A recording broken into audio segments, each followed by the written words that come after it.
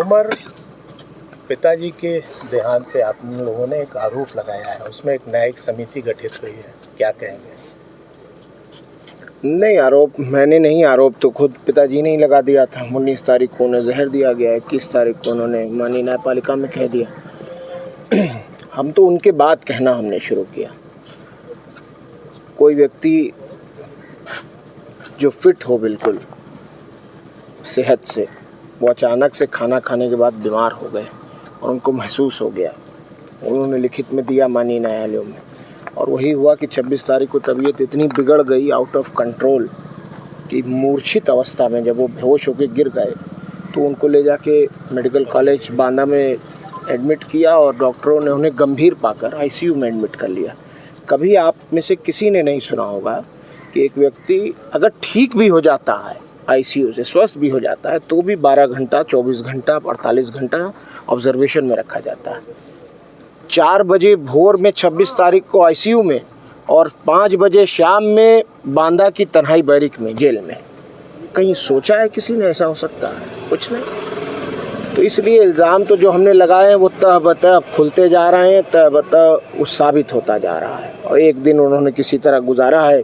28 को मेरी उनसे वार्ता हुई, लगभग 4 बजे उनकी इंतकाल होने से 3 घंटा पहले या 2 घंटा पहले। आपका फ़ोन जो एक वो सब वायरल है, सब जान रहा, देख ही रहे हैं सब लोग।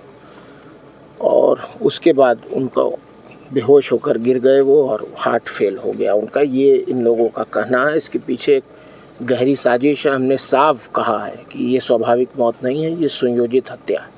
अब्बास अंसारी से मिलने गए थे आप? जी, मिलने गए। कैसी रही? हमारे बड़े भाई हैं, विधायक हैं, जेल में बंद हैं, एडमिनिस्ट्रेटिव पावर है, डीएम को नहीं आने दिया गया, स्टेट चाहता ला सकता था, नहीं। इत्तेफाक था कि माननीय उच्चतम न्यायालय सुप्रीम कोर्ट बंद थी, वरना निश्चित रूप से वो यहाँ होते उस दिन, कि मुझे यकीन है अपनी न्यायपालिकाओं पर। लेकिन चलिए, नहीं आ पाए, अब आगे के लिए हम लोग प्रयास करेंगे। स्वस्थ हैं, ठीक हैं, बहुत ज़्यादा हिम्मत से हैं। क्या कह रहे थे? बहुत साबिर हैं, बहुत सब्र कर रहे हैं। कहेंगे क्या यार, पुत्र के लिए पिता सब कुछ होता है भैया। आप खुद सोचो, आप भी किसी के पुत्र हो गए।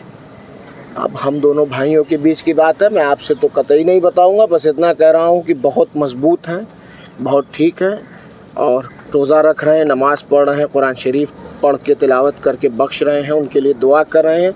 एक पुत्र अपने पिता के लिए कुछ कर नहीं सकता है, और हम दोनों भाई उनकी सेवा नहीं कर पाए। जीवन भर भी सेवा करते तो भी उनके लिए कुछ नहीं कर पाते, और अब तो हमारे पास बस यही मौका है कि जो रास्ता वो गरीब, मजलूम, बेसहारा, यतीमों को, कुचले लोगों को सताए जाने के लिए वो जो लड़ाई लड़ते थे, उनका आंसू पोंछते थे, उनकी मदद करते थे, अब वो रास्ता हमारे लिए छोड़ गए हैं। हम उसी तरह गरीबों को लामबंद करके, एकजुट करके उनकी मदद करेंगे, उनके लिए खड़े रहेंगे। यही आशा और यही उम्मीद हमारे सीनों में है। उमर, एक सवाल छोटा सा है कि तमाम लोग आ रहे हैं, उनकी कब्र पे फातिहा पढ़ रहे हैं, वीडियो कॉल के जरिए लोग जी मुख्तार अंसारी का दर्शन कर रहे हैं। चलिए, सच तो बताया आपने कम से कम।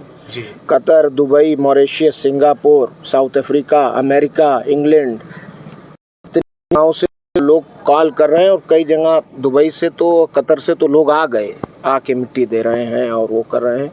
और वो तो एक अलग बात है। जो गरीब जनता है पूरे 7-8 जनपदों में, बहुत ज़्यादा दुखी है। बहुत लोग 3-3 दिन, 4-4 दिन तक तो खाना नहीं बना है, लोग दही खा के रहे हैं। और हर वर्ग में ये हाल है, हर वर्ग में। और उस दिन का जो जनाजा था, वो सही कहा विधायक जी ने अभी, कि उस जनाजे ने उस मीडिया के और कहने का उसका जनाजा दिन दिया। मेरे पिता, कोई कुछ कहा करे, ज़बान है उसमें हड्डी तो होती नहीं, कोई कुछ कहा करे, मेरे पिता रहनुमा थे। गरीबों, मजलूमों, बेसहाराओं के लिए वो कभी ढाल बनकर खड़े रहे तो कभी तलवार बनकर लड़े। उमर, एक सवाल पब्लिक के बीच में है, जनता भी जानना चाहती है कि मुख्तार अंसारी के आप 2 पुत्र थे, और उनकी जो पत्नी है, आपने शायद सही मेरी से हुई, वो मेरी वालदा के माता जी के वकील हैं, उन्होंने बताया कि हम जुडिशियल रेमेडी हुए हैं, उम्मीद जल्द इंसाफ मिले। उम्मीद तो हमें रखनी चाहिए, उम्मीद रखें। तमाम लोग दर्शन कर रहे हैं, आप भी चाहेंगे कि माँ जो है वो। अब ज़ख्मों को मत खुरेदिए। मैंने बहुत साहस, बहुत हिम्मत, बहुत ढाढ़स बना रखा है। मैं 25 साल का ही हूँ अभी। मेरा भाई नहीं है, मेरी माँ नहीं है, मेरे पिता चले गए हैं।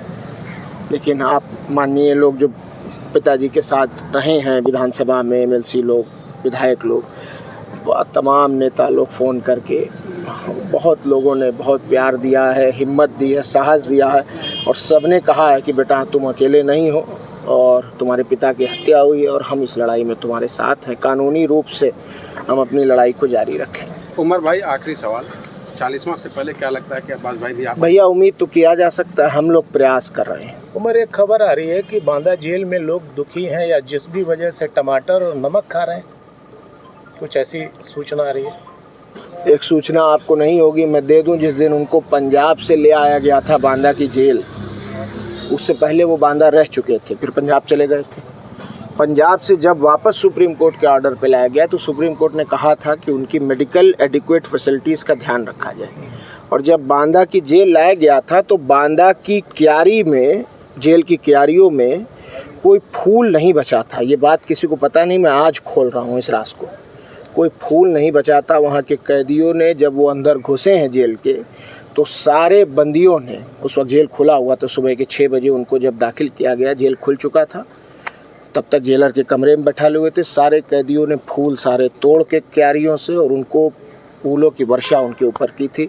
गरीब, मजलूम, बेसहारा, कहीं भी किसी जनपद, किसी जगह, मेरे यहाँ लोग केरला से भी अभी आए हैं, महाराष्ट्र से और राजस्थान से मोटरसाइकिल से लोग आए हैं, झारखंड से मोटरसाइकिल से लोग आ रहे हैं मेरे। तो जाहिर बात है कि लोग दुख में होंगे और कुछ भी गम में, इमोशन में आदमी कर सकता है। मुमकिन है कि ना खाना खा रहे हैं, मैं मानता हूँ इस बात को। Thank you. ज़्यादा बात